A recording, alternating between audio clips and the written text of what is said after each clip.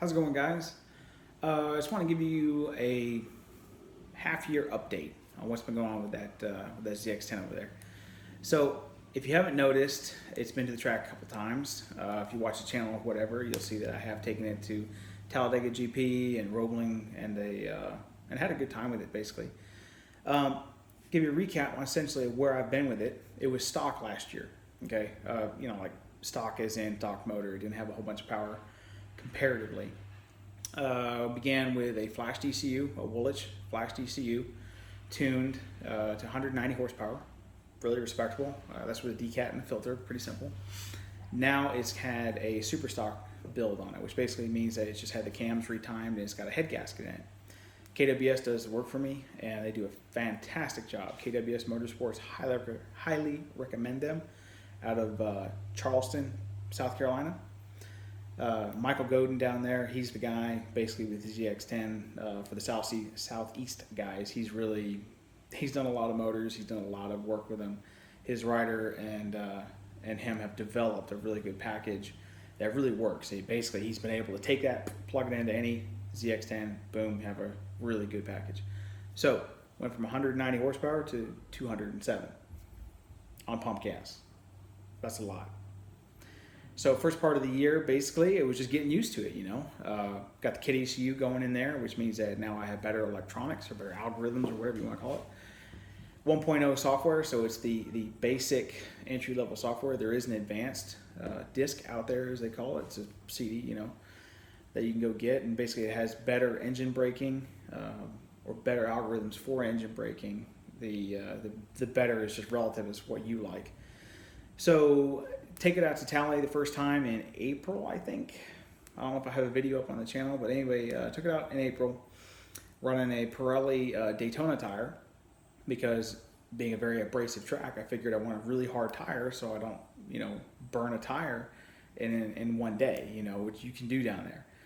So took this Daytona tire down there, started running around, and wasn't really having a lot of fun. The grip wasn't there on the rear. The front was okay, but there was no grip on the rear, so I barely pushed it. I did a 107.5, which is not fast at all. So started thinking back, what's going on? Why is this happening? The bike's fast. It's obviously fast. You should be doing a 1 minute lap time around there if you're anywhere near like a fast guy. Novice race pace is like a 102. So I was thinking, man, if I roll out, I should be doing a 104. I did a 106 last year on a stock motor. So I figured 104, definitely, 104.9, should easily be able to get into there. Wasn't working. So, peeling back the layers a little bit, started thinking about it. Suspension setup is now becoming a very important thing. A lot of guys will basically buy bikes, put tires on them, put suspension on them, put a little bit of power to them, like with an exhaust and an ECU or something, and then go ride and go very, very quickly. And you can do that, and that's basically what this was last year. So now I've actually got some power, which means that now I have to actually get the power to the ground in the right way so I can actually accelerate instead of just spin or wheelie, which was happening basically at Tally. Give you an idea of what my suspension setup is. I've got some modified stock forks in the front. They feel great to me. I don't think I need carts at this point, and I'm not going to bother with carts until I need them. Simple as that. I've got a DDS Pro from K-Tech. Their DDS Pro 35 mil, I think is the name of it, but anyway, don't quote me on that, not a big deal. Really good shock in the back. Also have a MSS Performance link in the back.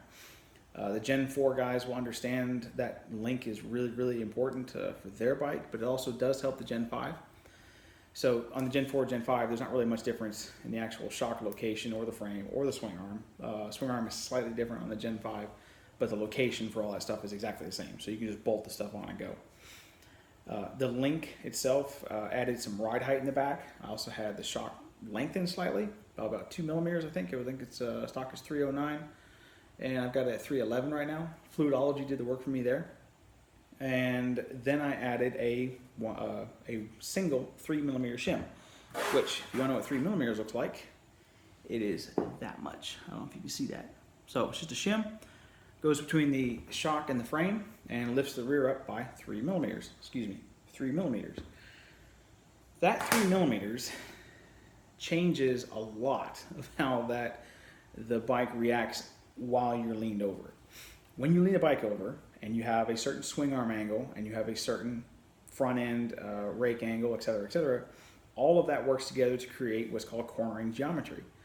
Cornering geometry is just simply how the bike sits in a corner. You know, you have your static geometry, which is as it sits, you know, standing straight up and down. But the moment you lean it over and you get past, you know, sort of about 30, 40 degrees, now the cornering geometry takes effect, and now it reacts differently. It feels differently. Accelerating straight up and down feels different than accelerating leaned over. So 3 millimeters in the back.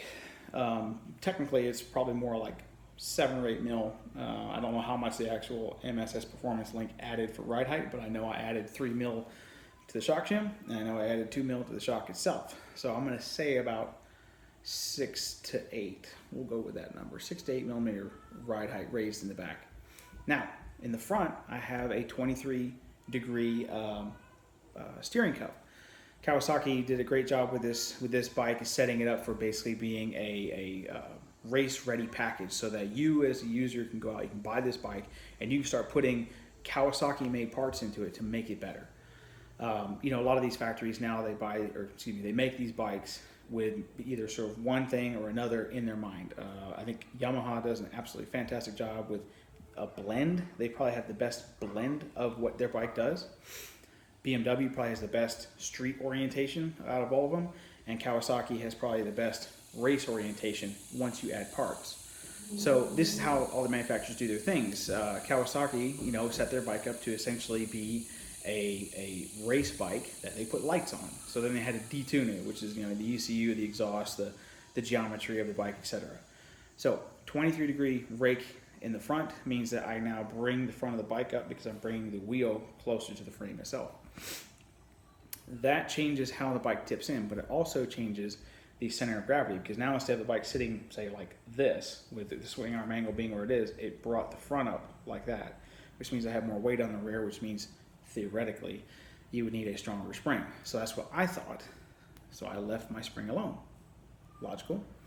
But continuing on, I racing this bike, and not racing it, tracking it, it's something that I realized that I need a little bit softer setup in the back. So at Talladega, I'm slipping and sliding around. I'm going like, what the crap is going on? Talked to my suspension guy. We made some adjustments on the shock itself. That helped a little bit, but it wasn't enough. So I then decided, okay, when I got back, I was like, I got to do something else. Let me think about this for a minute. Okay, let's pull 3 mil shim out. That's just one little adjustment. Boom. We'll go to the next track day. We'll figure out what's going on. Did nothing else with the suspension geometry except pull that 3 millimeter shim out. Now, here's the other side of that. This is not a geometry change, but it does affect it. I pulled out my short gearing. This is a 42 rear sprocket. For Talladega, this is actually probably one of the closer to proper gearing setups that you can have for that track. I have a 16 front in there, stock is 17.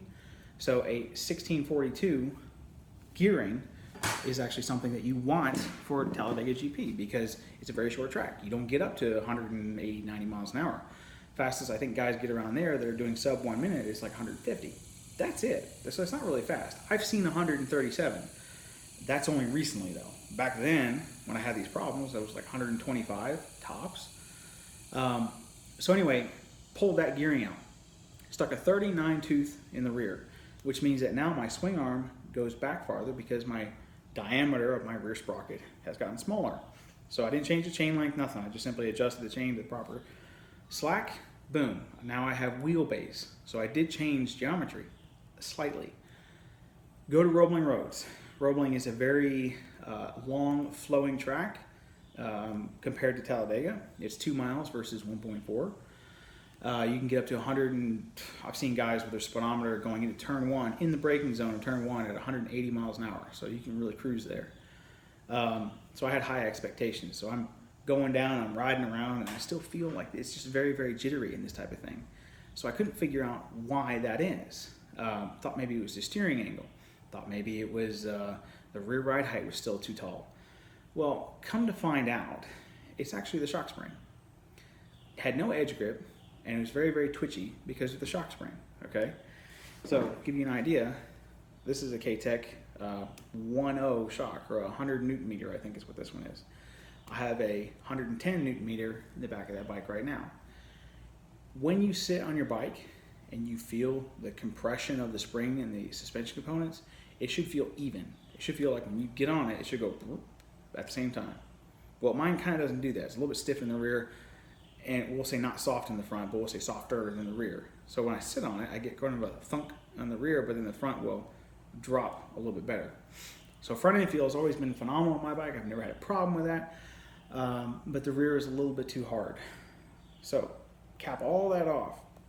When you start going faster, and I'm not a fast guy, I got into an advanced group less than a year ago, and started getting around some faster people, so you start doing things that they do because you're just around them. You start to realize that your setup does start actually mattering. No longer can you just simply throw a pipe on a bike and jump on it and then go, cool, I'm gonna go, lap record pace and stuff like this. You've got to start actually looking at your setup. Now, yes, it's possible. You can do that, okay? But it isn't the actual sort of best, most optimal way. You're probably on the limit somewhere. Most bikes, the shock is really weak. The forks are pretty okay for going fast, but the shock is weak. So you'll be on the limit of one of those components. So for me, what I have found out is that now with all this stuff that I have here, I have to actually pay attention to my setup per track, which is kind of annoying. So we'll see how that goes. For right now, I'm just going to change the shock spring. I'm going to go back to one of these two tracks. I don't know which one yet. And then we'll see how much better it does or doesn't do. By the way, PSA, Renthal sprockets on a 200 plus horsepower bike, it doesn't last. This has 1 weekend on it, so 2 track days. And I can already see the suckers wearing out. I can see where the actual metal is being pushed out of the way because the chain is pushing on it so hard. So I've got drivens now. I think I've got 2 or 3 days on the one that's on the back right now, and it looks pretty okay. Looks all right. So I'm not using Renthals anymore, unfortunately. They look great. They're extremely light. I love how well they make their product, but I don't think it's going to last. This is a 520, by the way, but I don't think it's going to last on that bike. So we'll see how it goes. Like, subscribe to the channel, please. If you like this type of video, please share it. Please tell me about it. Please comment about it. I'm not really trying to sit here and be the next Street Rossi or anything like that, but I do have some experience, and I think that maybe some of you guys like that type of thing. So other than that, we'll catch you later.